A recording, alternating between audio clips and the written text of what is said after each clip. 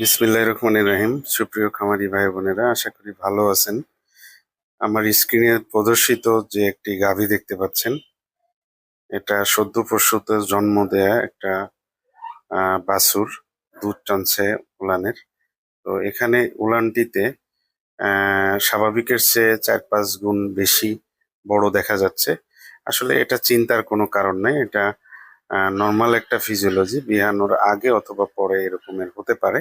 তো এক্ষেত্রে খামারিদের যা করতে হবে তা হলো আহ সুতি কাপড়ে বরফের টুকরো নিয়ে সেক দিতে হবে। পাশাপাশি ফ্রুসিমাইড গ্রুপের ট্যাবলেট সকাল বিকাল করে 2-3 দিন খাইতে হবে। এবং শুকনা জাতীয় খাবার, বিশেষত খড় একটু বেশি দিতে হবে, ঘাস কমিয়ে দিতে হবে এবং দানাদার খাবারও কমিয়ে দিতে হবে। তাহলেই কিন্তু এটা সেরে যাবে এবং এটা টেনশনের কোনো কারণ নয়। এটা ম্যাস্টাইটিস জাতীয় কোনো রোগ নয়।